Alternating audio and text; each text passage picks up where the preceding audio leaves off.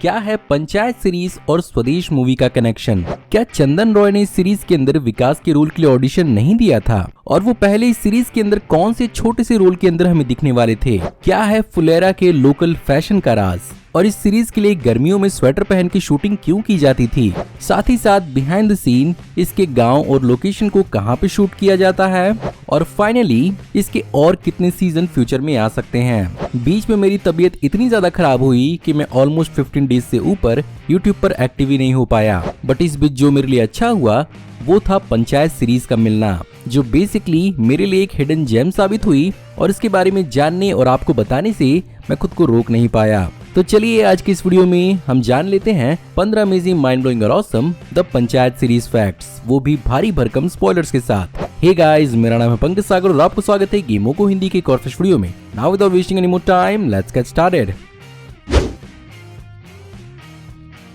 Panchayat series की शुरुआत साल 2019 में हुई थी, जब टीवीएफ ने Amazon प्राइम वीडियो के साथ एक नए टेलीविजन सीरीज के स्ट्रीमिंग का एक शो साइन किया था। क्योंकि इससे पहले टीवीएफ की हॉस्टल डेज काफी ज्यादा सक्सेसफुल हुई थी, जिसके कारण टीवीएफ ने यहाँ पर चंदन कुमार जो कि शो के राइटर हैं, वहीं पर दीपक कुमार मिश्रा जो कि शो के डायरेक्टर हैं, उन्हें इस शो को डेवलप करने के लिए चुना। और हाँ, ये दीपक कुमार मिश्रा वही हैं जो फेमस रोडीज वाले उस पैरोडी स्केच के अंदर चुप बिल्कुल चुप बोलते हैं।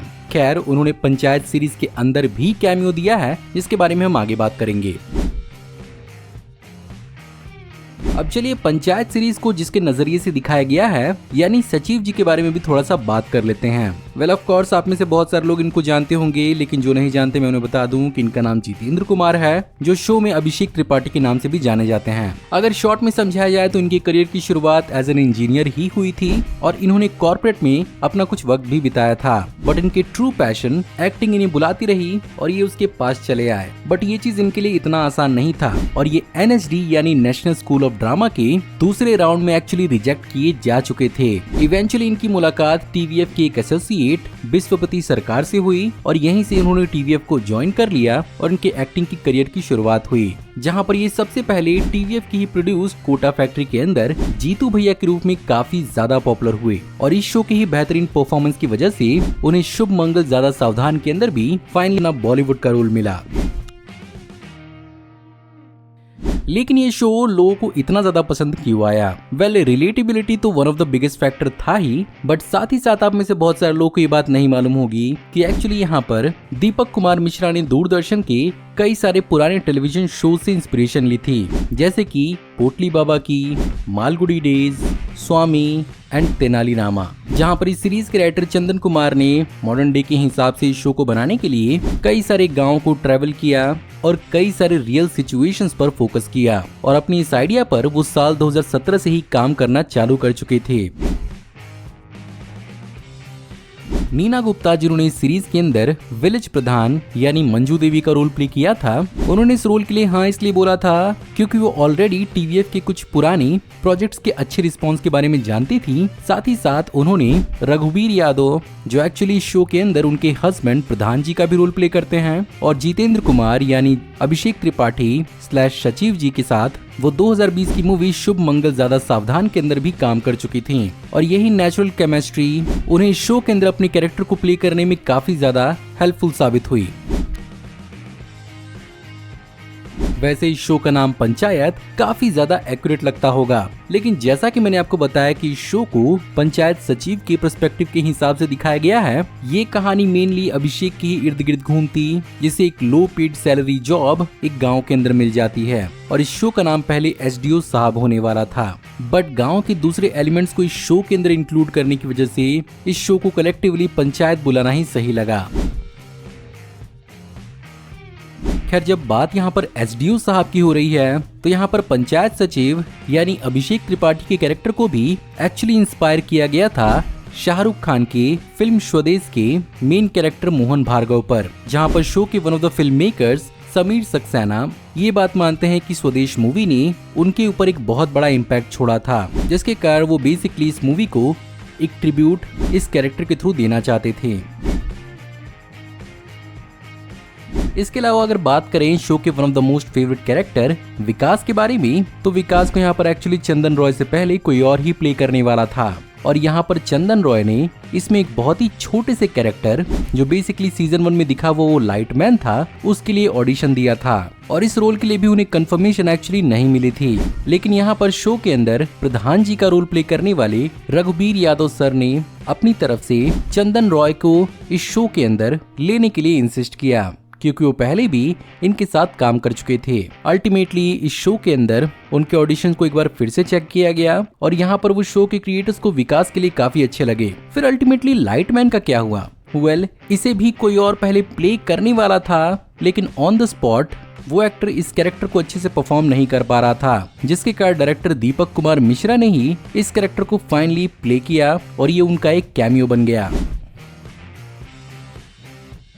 अल्टीमेटली शो के अंदर गांव भी अपने आप में एक कैरेक्टर है और थ्रू आउट 3 सीजन्स आप में से बहुत सारे लोगों को फुलेरा का मैप भी याद हो गया होगा। बट क्या आपको मालूम है कि जैसा कि शो को बलिया में सेट एक छोटे से गांव के अंदर दिखाया गया है, एक्चुअली रियल लाइफ में ये यूपी के अंदर शूट नहीं हुआ है और इस गांव के परफेक्ट लोकेशन को ढूंढने में तकरीबन 300 विलेजेस को सर्च किया गया था, जिनमें से फाइनली इनकी शूटिंग मध्य प्रदेश के सीहोर डिस्ट्रिक्ट के महोदिया गांव के अंदर शूट किया गया, जहां पर अपेरेंटली शो के अंदर शूटिंग के लिए प्रोडक्शन को अपनी तरफ से रोड वगैरह बनवाने पड़े थे।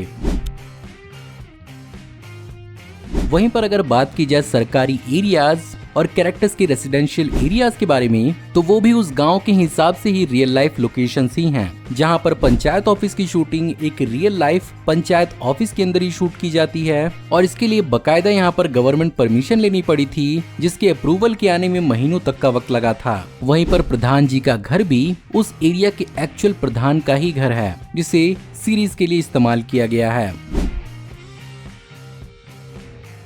सीरीज के अंदर उप प्रधान के रूप में दिखने वाले प्रहलाद जी, जिनका असली नाम फैजल मलिक है और उनकी एक प्रोडक्शन कंपनी भी है हमारी फिल्म कंपनी के नाम से, जिसके अंदर रिवॉल्वर रानी और मैं और चार्ल्स जैसी मूवीज बन चुकी हैं। साथ ही साथ वो गैंग्स ऑफ वसेपुर के अंदर एक पुलिस इंस्पेक्टर के रूप में भी देखने को मिल चुके हैं। लेकिन इस शो के अंदर पहले प्रहलाद के कैरेक्टर में वो प्ले नहीं करना चाहते थे, बट फाइनली जब इस रोल के लिए कोई बढ़िया नहीं मिला तो उन्होंने इस रोल को प्ले करने का फैसला किया।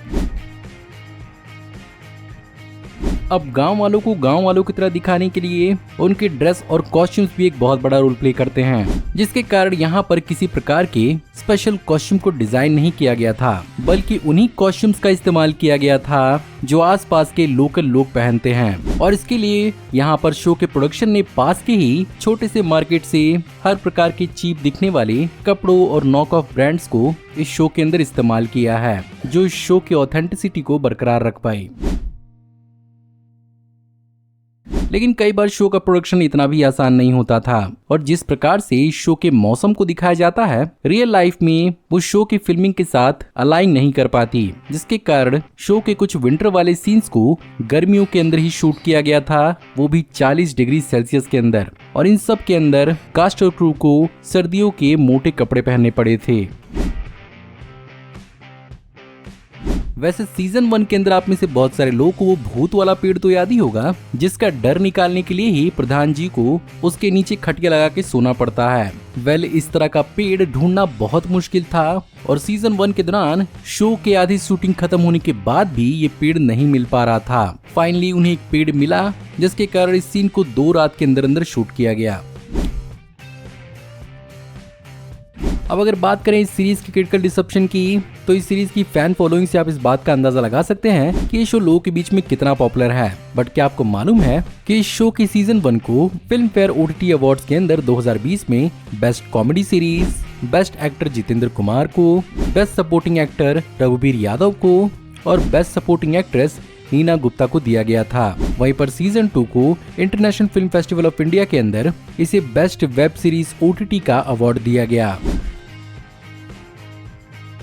अब ऑफ कोर्स मुझे मालूम है कि आप में से बहुत सारे लोग सीजन 3 के बाद सीजन 4 देखने के लिए बेचैन होंगे और इसी बात को एड्रेस करते हुए रिसेंटली दीपक कुमार मिश्रा ने इस बात को अनाउंस किया है कि वो एक्चुअली सीजन 4 के 3 से 4 एपिसोड्स को ऑलरेडी लिख चुके हैं और वो बेसिकली सीजन 5 के भी आइडिया को एक्सप्लोर कर रहे हैं। यानी सीजन 5 तक तो आपको इस शो के एंड के बारे में सोचने की जरूरत नहीं है।